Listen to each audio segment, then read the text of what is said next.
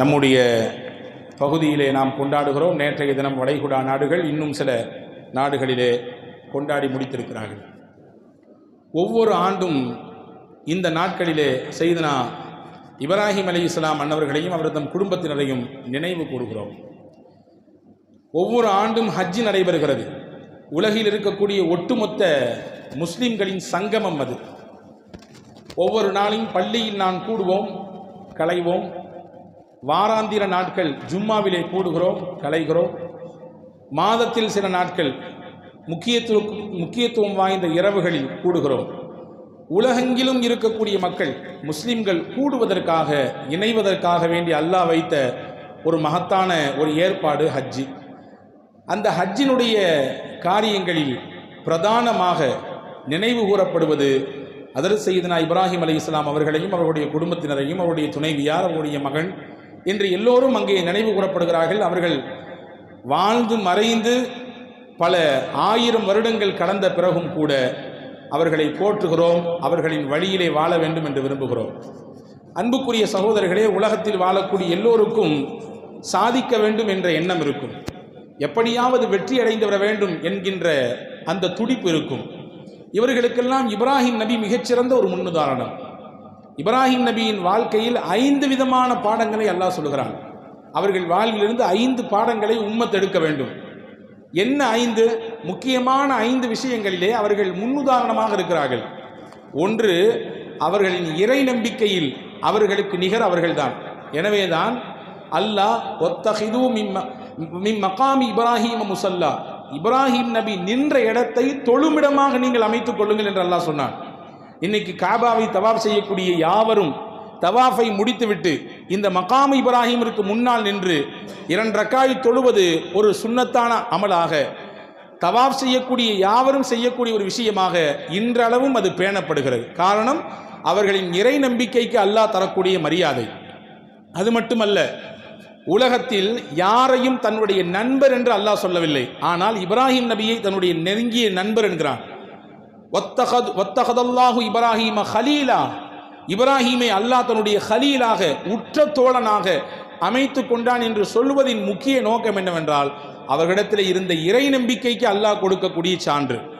அந்த இறை நம்பிக்கையை உறுதிமிக்க நிலைப்பாட்டோடு அவர்கள் எடுத்தார்கள், நிலைத்து நின்றார்கள். அதிலே வரக்கூடிய சோதனைகளை எல்லாம் எதிர்கொண்டார்கள். அந்த சிரமங்களை எல்லாம் அவர்கள் முகம் கொடுத்தார்கள். இப்ராஹிம் நபியினுடைய வாழ்க்கையில் நமக்கு இருக்கக்கூடிய 2வது முக்கியமான பாடம், இறை நம்பிக்கையில் நிலைத்தார்கள் என்பது மட்டுமல்ல, அந்த காலகட்டத்தில் அவர்களுக்கு அந்த இறை நம்பிக்கைக்கு எதிராக சோதனையாக வந்து முடிந்த அனைத்திற்கும் முகம் கொடுத்தார்கள். தயங்கவில்லை, பின்வாங்கவில்லை, ஓடி ஒளியவில்லை, மறையவில்லை. உலகத்தில் வாழ்ந்த ஒட்டுமொத்த நபிமார்களும் அவர்கள் வாழ்ந்த காலத்தில் ஏற்பட்டிருக்கக்கூடிய பிரச்சனைகளுக்கு, நெருக்கடிகளுக்கு முகம் கொடுத்திருக்கிறார்கள். அதையெல்லாம் கண்டுதான் நிலைத்து நின்று தங்களுடைய ஈமானில் உறுதியான வெளிப்பாட்டை காண்பித்தார்கள். நமக்கு தெரியலாம், இப்ராஹிம் நபிக்கு நம்ரூத் என்றால், மூசா நபிக்கு ஃபிரௌன், அதே போன்று முகமது நபி ஸல்லல்லாஹு அலைஹி வஸல்லம் அன்னவர்களுக்கு அபூ ஜஹல், ஷைபா, உத்பா போன்றவர்கள். எல்லாருடைய காலத்திலும் ஏதோ ஒரு நெருக்கடி இருந்திருக்கிறது. இந்த சத்திய இஸ்லாத்திற்காக வேண்டி பல்வேறு விதமான நெருக்கடிகள் அமைந்திருக்கிறது. அதிலெல்லாம் அவங்க இருந்து நிலைத்து நின்று அதை வென்று காண்பித்திருக்கிறார்கள். சோதனையை கண்டு துவண்டு போய்விடவில்லை. இதை இப்ராஹிம் நபியினுடைய வாழ்க்கையிலே நாம் எடுத்துக்கொள்ள வேண்டிய 2வது முக்கியமான பாடம். அடுக்கடுக்கான சோதனைகள் இப்ராஹிம் நபிக்கு. அவர்கள் சிறுவர்கள் வாலிப பருவத்தில் இருந்த பொழுது, அதே போன்று அவர்களின் ஊரிலே, அவர்களுடைய குடும்பத்திலே, அதே போன்று அந்த நாட்டில் வாழ்ந்த மன்னன் புறத்திலிருந்து, இதை தாண்டி அடுக்கடுக்கான சோதனைகளை அவர்கள் முகம் கொடுத்து அதிலே ஜெயித்து காண்பித்தார்கள். எல்லாவற்றுக்கும் மேலானவன் அல்லாஹ் ஒருவன் இருக்கிறான், அவன் நிச்சயம் ஒரு காலம் கைவிட மாட்டான் என்கின்ற சிந்தனையை உலகத்திற்கு உறக்கச் சொன்னவர்கள் சையதுனா இப்ராஹிம் அலைஹிஸ்ஸலாம். தனி ஆளா நின்று எதிர்த்தாங்க. எனவேதான் குர்ஆன் சொல்கிறது, இப்ராஹிம் நபியை கான உம்மா, அவர் ஒரு தனி மனிதர் அல்ல, அவர் ஒரு சமுதாயம் என்று அல்லாஹ் சொல்கிறான். ஒரு சமுதாயம் செய்ய வேண்டிய மாற்றத்தை, ஒரு சமுதாயம் முன்னெடுக்க வேண்டிய ஒரு விஷயத்தை, ஒரு சமுதாயம் இழுத்து செல்ல வேண்டிய ஒரு காரியத்தை தனி மனிதராக இருந்து அந்த சிரமங்களில், கஷ்டங்களுக்கெல்லாம் முகம் கொடுத்து அதை எதிர்கொண்டார்கள். அதிலே ஜெயித்தும் காண்பித்தார்கள் என்பதைத்தான் அல்லாஹ் உம்மா என்ற வார்த்தையிலிருந்து உணர்த்துகிறான். எனவே அன்புக்குரிய சகோதரர்களே, இப்ராஹிம் நபியின் வாழ்க்கையில் நமக்கான 2வது முக்கியமான பாடம், அவர்கள் சோதனைகளுக்கு முகம் கொடுத்தார்கள், எதிர்கொண்டார்கள், அதிலே ஜெயித்து காண்பித்தார்கள். மூணாவது முக்கியமான பாடம், இப்ராஹிம் நபியிடத்திலே துணிவு இருந்தது, தைரியம் இருந்தது, கோழைத்தனம் இல்லை, யாரையும் பார்த்து பயந்து ஒதுங்கக்கூடிய நிலைப்பாடு இல்லை. இப்ராஹிம் அலை இஸ்லாமின் வாழ்க்கையில் துணிவு இருந்தது. வரலாற்றிலே பாருங்கள், குர்ஆன் ஷரீஃப் அதை நிரூபித்துக் கொண்டிருக்கிறது. ஒட்டுமொத்த மக்களும் கூடி நம்ரூதின் முன்னால் நிப்பாட்டப்படுகிறார். யார் இந்த காரியத்தை செய்தது? இங்கே எல்லாம் கற்கள் எல்லாம் உடைக்கப்பட்டிருக்கிறதே, யார் இந்த வேலையை செய்தது என்று கேட்ட பொழுது துணிந்து பதில் சொன்னார்கள். அந்த பதில் அறிவுபூர்வமான பதிலாக இருந்தது. அந்த மக்களுக்கெல்லாம் தங்களுடைய கொள்கை எவ்வளவு தவறானது என்பதை உணர்த்தக்கூடிய பதிலாக இருந்தது.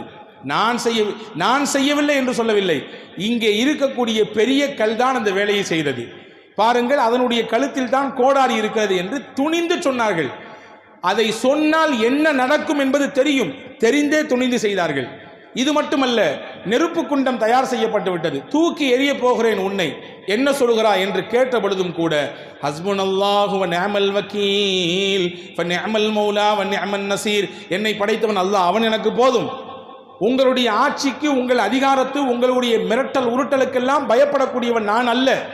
இந்த நெருப்பு குண்டம் என்ன, இதைவிட பிரம்மாண்டமாக எனக்கு நீங்கள் அச்சுறுத்தலை கொடுத்தாலும் எதிர்கொள்வேன், துணிச்சலோடு நிற்பேன், எனக்கு அந்த ஈமானிய வலிமையை அல்லாஹ் தந்திருக்கிறான் என்று ஹஜ்ரத் இப்ராஹிம் அலைஹிஸ்ஸலாம் சொன்னார்கள். நேற்றிலிருந்து ஒரு வீடியோ வைரலாக பரவி வருகிறது, நீங்கள் பார்த்திருக்கலாம்.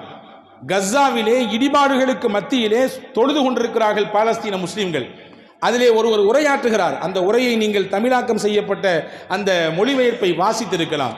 அவர் சொல்லுகிறார், ஃபஹ்ஸினு ظن بالله, ஜனங்களே, மக்களே, நீங்கள் அமெரிக்காவை கொண்டோ இஸ்ரேலை கொண்டோ அஞ்ச தேவையில்லை, அல்லாஹ் நாடியது நடக்கும். இந்த மண்ணிலே நாம் நிலைத்து நிற்போம், இந்த மண் நமக்கானது, நீங்கள் பயப்பட வேண்டாம், அல்லாஹ்வை கொண்டு நல்லெண்ணம் கொள்ளுங்கள். நம்மை இப்படி சோதிக்கிறானே, நம்முடைய நாட்டிலேயே இவ்வளவு நெருக்கடி இருக்கிறதே, இவ்வளவு தூரம் நமக்கு பல்வேறு சிரமங்களையும் கஷ்டங்களையும் உள்வாங்கிக் கொண்டிருக்கிறோமே என்று நினைக்காதீர்கள், அல்லாஹ்வை கொண்டு நல்லெண்ணம் கொள்ளுங்கள், நிச்சயம் அல்லாஹ் நமக்கு வழிகாட்டுவான்.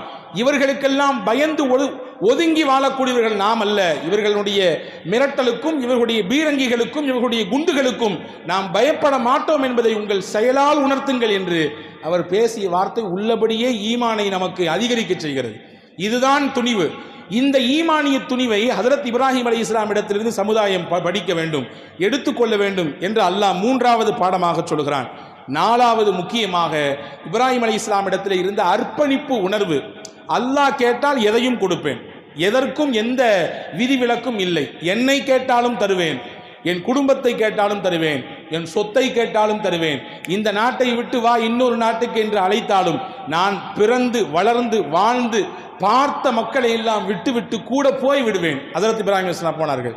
நமக்கெல்லாம் தெரியும், இதோ அடுத்து வருகிறது மாதம், முஹர்ரம் மாதம். நபிகள் பெருமானார் மக்காவிலிருந்து மதீனாவுக்கு ஹிஜ்ரத் செய்தார்கள் என்று நமக்கு தெரியும். நபிகளோடு சேர்ந்து சஹாபாக்கள் ஹிஜ்ரத் செய்திருக்கிறார்கள் என்பது நமக்கு தெரியும். ஆனால் உலகத்தில் முதலில் ஹிஜ்ரத் செய்தவர்கள் யார் தெரியுமா? இப்ராஹிம் நபி.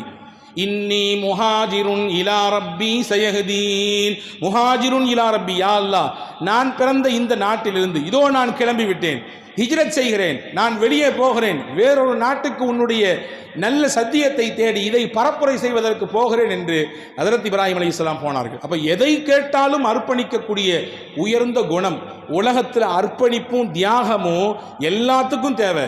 முன்னேறக்கூடிய நினைக்கக்கூடியவர்கள் எல்லோரும் சொல்வார்கள், என்னுடைய வாலிப காலத்தில் அந்தந்த விஷயத்தை எல்லாம் நான் விட்டேன், இந்தந்த காரியத்தை எல்லாம் நான் தவிர்த்தேன், எத்தனை இரவுகள் நான் கண்பிடித்திருக்கிறேன் தெரியுமா, எத்தனை நாட்கள் என் குடும்பத்தை பிரிந்து அயல் நாட்டில் இருந்திருக்கிறேன் தெரியுமா, எத்தனை நாட்கள் நான் பசியோடு இருந்திருக்கிறேன் தெரியுமா, எத்தனை நாட்கள் உடுப்பு துணி இல்லாமல் கிழிந்த துணிகளை ஒட்டி போட்டுக்கொண்டு நான் என் வாழ்க்கையை கடந்திருக்கிறேன் தெரியுமா, அதற்கெல்லாம் அல்லாஹ் எனக்கு இப்பொழுது சுகமான வாழ்க்கையை தந்திருக்கிறான். அந்த கஷ்டத்திற்கு, அந்த தியாகத்திற்கு, அந்த அர்ப்பணிப்புக்கு எனக்கு இப்பொழுது நல்ல வாழ்க்கை அல்லாஹ் தந்திருக்கிறான் என்று நம்மளே எத்தனை பேர் சொல்லுகிறோம் இல்லையா? இப்போ வாழ்வின் முன்னேற்றத்திற்கும் சரி, குடும்ப முன்னேற்றத்திற்கும் சரி, இன்னபிற விஷயங்களில் நாம் ஜெயிக்கக்கூடிய காரியங்களுக்கு ஏதாவது சில அர்ப்பணிப்புகளும் தியாகமும் தேவை.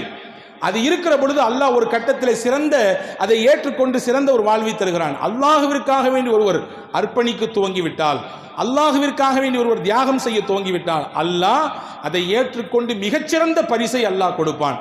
இப்ராஹிம் நபி இடத்திலே நான்காவது குணமாக அர்ப்பணிப்பு இருந்தது, ஐந்தாவது குணமாக தியாகம் இருந்தது.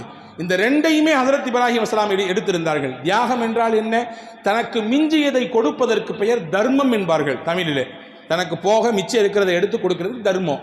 தனக்கு தேவையானதை ஒருத்தர் எடுத்து கொடுக்குறாரு, அதுக்கு பேர் தயாளம் என்பார்கள். தயாள குணம் உள்ளவர், தனக்கு தேவையானாலும் கூட எடுத்து கொடுத்துருவாரு, இது தயாள குணம். மூணாவது ஒரு குணம் இருக்கிறது, மூணாவது ஒரு பண்பு இருக்கிறது, அதுதான் தியாகம். தன்னையே கொடுப்பதற்கு தான் தியாகம் சொல்கிறோமா? நாட்டுக்காக வேண்டி உயிர் நீத்த தியாகி என்கிறோம். எதற்கு சொல்கிறோம்? இந்த நாட்டுக்காக வேண்டி தன்னையே கொடுத்தார். தன் குடும்பத்திற்காக இந்த நிலை மாற வேண்டும், இந்த சமூகத்தில் புறையோடி போயிருக்கக்கூடிய இந்த தீய பழக்கம் மொத்தமாக அழிய வேண்டும் என்பதற்காக வேண்டி தன்னையே கொடுத்தார். இவர் தியாகியாக மாறிவிட்டார் என்று சொல்வதை எல்லாம் பார்க்கிறோம். அப்ப அந்த தியாகத்தை ஹஜ்ரத் இப்ராஹிம் அலைஹிஸ்ஸலாம் கொடுத்தார்கள். அந்த தியாகத்தின் உச்சபட்சமான ஒரு நிலைப்பாடுதான் ஒவ்வொரு ஆண்டும் அதை நாம் பின்பற்றி வருகிறோம். தன் மகனை கொடுத்தார்கள். தன் மகனை அல்லாஹ் கேட்பதாக கனவுதான் பார்த்தார்கள். அந்த கனவை உண்மைப்படுத்தினார்கள். அல்லாஹ் சொன்ன உத்தரவு, எனவே இதை நான் பின்பற்றுகிறேன் என்று சொல்லி பின்பற்றினார்கள். அல்லாஹ் அதற்கு பரிசாக சொர்க்கத்திலிருந்து கொடுத்தான் ஆட்டை. இங்கிருந்து அங்கிருந்து எல்லாம் கொடுக்கவில்லை, சொர்க்கத்திலிருந்து இறக்கினார். ஜிப்ரீல் அலைஹிஸ்ஸலாம் கொண்டு வந்து கொடுத்தார்கள். உங்கள் கனவு உண்மை, நீங்கள் பார்த்ததும் உண்மை, அதை நீங்கள் உண்மையாக செயல்படுத்தியும் விட்டீர்கள். அல்லாஹ் உங்களின் தியாகத்தை கபூல் செய்து விட்டான். அவன் உங்களுக்கு கொடுத்த பரிசு என்னவென்றால், இதோ சொர்க்கத்திலிருந்து ஆடு, இதை கொடுங்க. அது மட்டுமல்ல, உங்கள் மூலம் இந்த உலக அழிவு நாள் வரைக்கூடிய மக்கள் எல்லாரும் இந்த விஷயத்தை இனிமேல் ஃபாலோ பண்ணணும்னு அல்லாஹ் விரும்பிட்டான். இது அப்படியே பின்பற்ற வேண்டும் என்று விரும்பிவிட்டான் என்ற அன்னைக்கு துவங்கியது இந்த குர்பான் என்ற மிகச்சிறந்த தியாகத்தினுடைய இந்த செயல் இன்று வரை இல்லை கியாமத்து வரை தொடரும். எனவேதான் சஹாபாக்கள் ரசூலுல்லாஹ்ட்ட கேட்டாங்க, ஒமா அல்லாஹி யா ரசூலல்லாஹ், இந்த உதுஹியானா என்னன்னு கேட்டாங்க. ரசூலுல்லாஹ் ஒரு சுன்னத்துன்னு சொல்லியிருக்கலாம், இது ஒரு நல்ல வழக்கம், ரொம்ப காலமா பின்பற்றிட்டு வர்றோம் அப்படின்னு சொல்லியிருக்கலாம். ஆனா என்ன வார்த்தை சொன்னாங்க தெரியுமா? சுன்னத அபீக்கும் இப்ராஹிம், உங்கள் தகப்பனார் இப்ராஹிமுடைய நற்செயல் என்றார்கள். அவர்களின் வழிகாட்டுதல் அவங்க செஞ்சாங்க, அல்லாஹ்வுக்கு பிடிச்சு போச்சு, எனவே நாமும் செய்கிறோம், அவ்வளவுதான். இப்ராஹிம் அலைஹிஸ்ஸலாமின் அந்த வழிகாட்டுதல் தான் நாம் பின்பற்றுகிறோம் என்று ஹஜ்ரத் சையதுனா முஹம்மது ஸல்லல்லாஹு அலைஹி வஸல்லம் சொன்னார்கள். ஆக இந்த 5 நற்குணங்களையும் இந்த 5 விஷயங்களையும் நாம் வாழ்க்கையில் பின்பற்றுகிற பொழுது நிச்சயமாக நம்முடைய எண்ணம் எதை இலக்காக வைத்து நகர்கிறதோ அதிலும் வெற்றி பெறலாம். நாம் சாதிக்கக்கூடிய மக்களாக மாறலாம். எல்லாவற்றுக்கும் மேலாக அல்லாஹ்விற்கு பிடித்த உவப்பான மக்களின் கூட்டத்திலே நாம் சேரலாம். வல்ல அல்லாஹ் அப்படிப்பட்ட சிறந்த சிந்தனையை இந்த சிறந்த நாளிலே, இந்த ஈதுல் அல்ஹா என்று சொல்லக்கூடிய இந்த திருநாளிலே, தியாக திருநாளில் நம் யாவருக்கும் தந்தருள் புரிவானாக. இந்த ஆண்டு புனிதமான ஹஜ்ஜுக்கு சென்ற ஹாஜிகளுடைய ஹஜ்ஜை எல்லாம் அல்லாஹ் கபூல் செய்வானாக. நம்முடைய மஹல்லாலேருந்து போயிருக்காங்க, பிற ஊர்களிலிருந்து பயணித்திருக்காங்க, நாடுகளிலிருந்து பல லட்ச மக்கள் போயிருக்கிறார்கள். இன்றைக்கு அவர்களுக்கு 11வது நாள். மிகச்சிறப்பாக நேற்று அமலெல்லாம் முடித்துவிட்டு இன்னைக்கு மின்னால தங்கியிருக்காங்க. அல்லாஹ் நமக்கும் அங்கே தங்குவதற்கு வாய்ப்பை வழங்குவானாக. குடும்பத்துடன் ஹஜ்ஜி செய்ய, உம்ரா செய்ய, ஜியாரத் செய்ய, பலஸ்தீனத்திற்கு பயணிக்க, பைத்துல் முகத்தஸிலே சஜிதா செய்வதற்கு அல்லாஹ் நாம் யாவருக்கும் வாய்ப்பளிப்பானாக. பாலஸ்தீனத்திற்கு வெற்றியை தருவானாக. அவர்களின் தியாகங்களை அல்லாஹ் கபூல் செய்வானாக. அவர்களின் ஷஹீதுகளுக்கு பகரமாக அல்லாஹ் அந்த மக்களுக்கு பைத்துல் முகத்தஸை முழுமையாக மீட்டு கொடுத்து அதை பரிசாக அவர்களுக்கு அல்லாஹ் வழங்குவானாக. அல்லாஹ் நம்முடைய வாழ்க்கையிலும் ஏற்பட்டுவிட்ட எல்லா கரைகளையும் பாவங்களையும் மன்னித்து அவனுடைய பிரியத்திற்குரிய நன்மக்களாக மேன்மக்களாக நம் யாவரையும் அல்லாஹ் சேர்த்தல் புரிவானாக. ஆமீன். வாஹிரு தஅவானா அனில் ஹம்துலில்லாஹி ரப்பில் ஆலமீன். அஸ்ஸலாமு அலைக்கும்.